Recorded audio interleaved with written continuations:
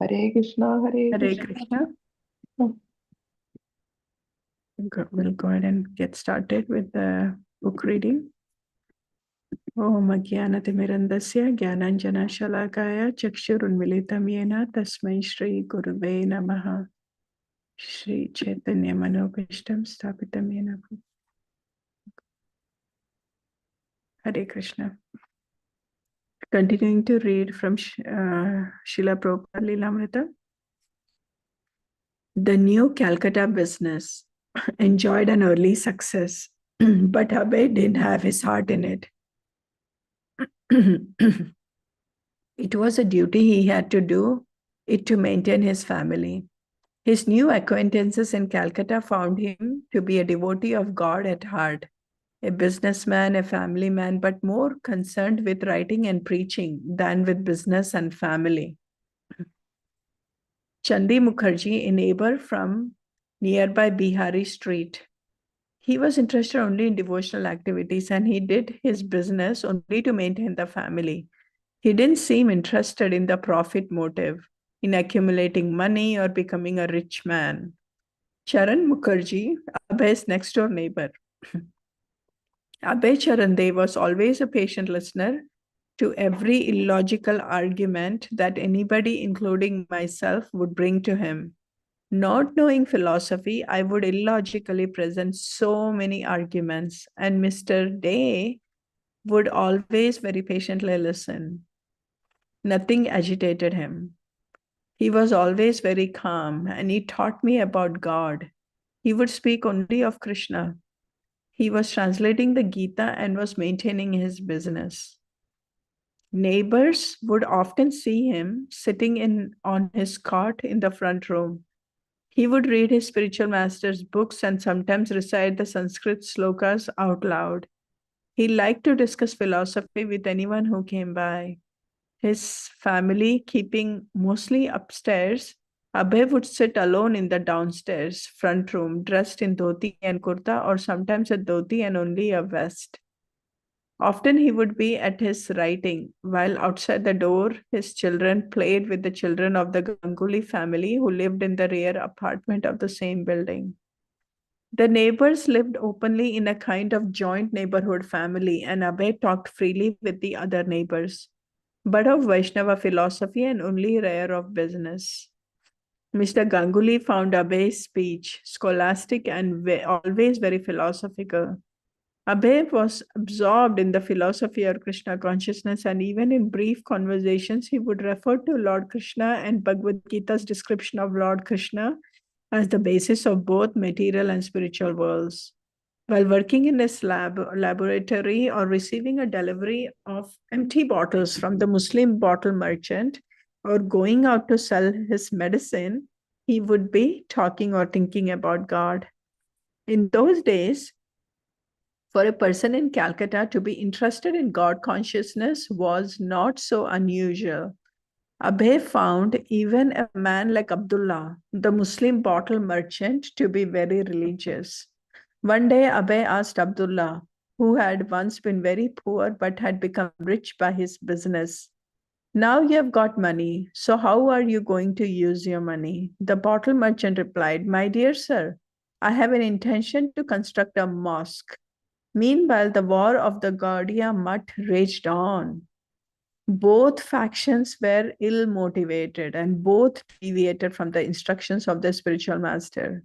The very act of trying to determine ownership of the properties through legal action meant that the Godfathers were disobeying the express desire of their spiritual master, as stated in this will. The litigation continued year after year, but the legal wrangling could not bring them together or purify them.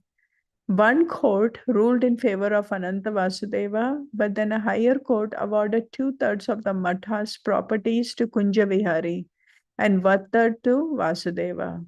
Still, although Vasudeva had fewer properties, he inspired more followers. He seemed to be more intent on reviving the preaching of the Gaudiya Mutt. But when Vasudeva subsequently fell down from the principles of sannyasa by going off with a woman, the groups broke further to pieces. Most of the sannyasis continue to maintain their principles, but many now left the jurisdiction of the two contending factors in disgust. Individuals formed their own ashramas, Gaudiya Mission, Chaitanya Gaudiya Math, and others. The unified entity of Gaudiya Math as an all India mission consisting of many temples, several presses, and hundreds of devotees working cooperatively under one leadership ceased to exist. God brothers continued to uphold the teachings of Lord Chaitanya Mahaprabhu as they had received them from Srila Bhaktisiddhanta Saraswati, but because they were meant to work together, they lacked their formal united potency.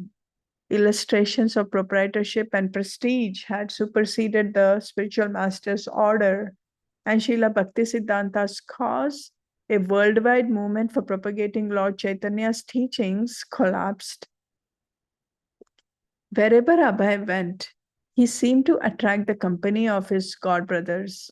Some followers of Sridhar Maharaj, the same Sridhar with whom he had worked in Bombay and whom he had always regarded as a good devotee and scholar, met Abhay at his place on Banerjee Lane and told this news to Sridhar Maharaj, who was then living at his own ashram in Mayapur. Sridhar Maharaj had disaffiliated himself from the fractions of the Gaudiya Math, but as a sannyasi, he was still preaching and was interested in publishing Vaishnava literature. He had wanted to maintain an ashram in Calcutta.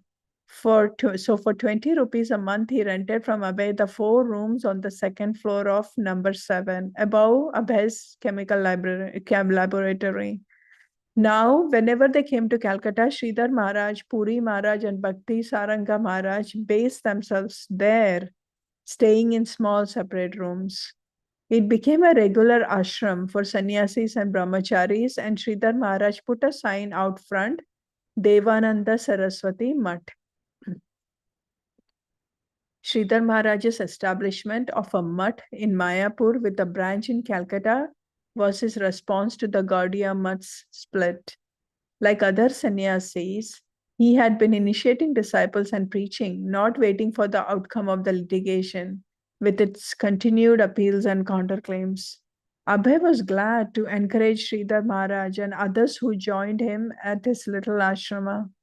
Here, Abhay and Sridhar Maharaj and his followers could remain aloof from the warring factions and together pursue their plans for spreading Krishna consciousness.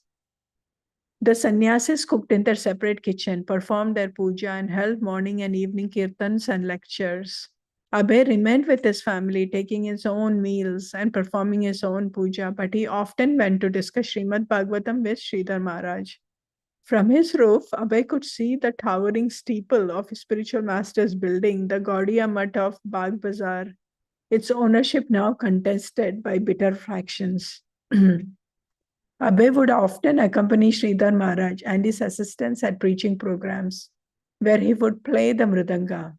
And when Sridhar Maharaj fell ill, Abhay led the other devotees on preaching engagements, performing kirtana, playing mridanga, and giving lectures on the Bhagavatam.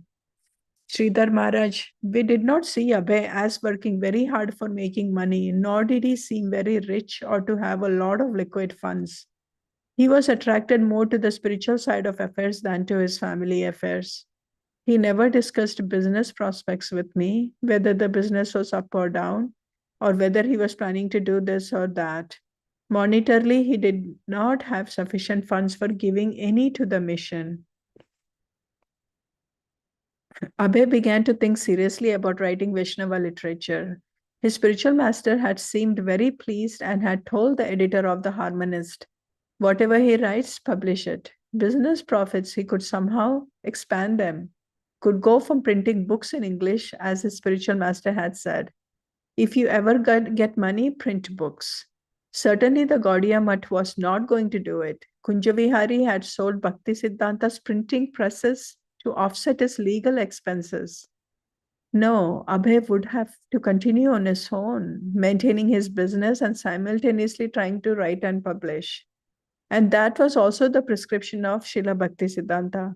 It is better that he is living outside your company. When the time comes, he will do everything himself. So we can stop here. So this is really a very interesting section that we are going through right now. I think this is also such an important lesson for us also to remain to understand from this reflection is that when we follow this path of spiritual service and all of that, it is very easy to get distracted, right, with roles and responsibilities and things like that. But it is so important that we stay fixed in what is that ultimate purpose. The ultimate purpose is really we are basically just instruments in spreading Lord Chaitanya Mahaprabhu's Krishna consciousness movement. The moment we start that we think we own anything, that is going to be like a downfall. So here from all of this, we can see that that's a major lesson we are seeing from Srila Bhaktisiddhanta Saraswati Thakur's followers, his disciples, how everybody was just kind of splitting up and also trying to fight for the property and things like that. The second reflection is just about Srila Prabhupada, how he is exactly contradictory to how others were, his god brothers were, but Srila Prabhupada was so fixed in his devotion to Krishna. And we can see from all the narrations everybody gave from the neighbors and everybody else that Srila Prabhupada was always so fixed in devotional service and his attraction to Krishna. And he was also not much interested in family life. So those are just the two reflections from today's reading. We'll go on to chanting now. Thank you. Hare Krishna.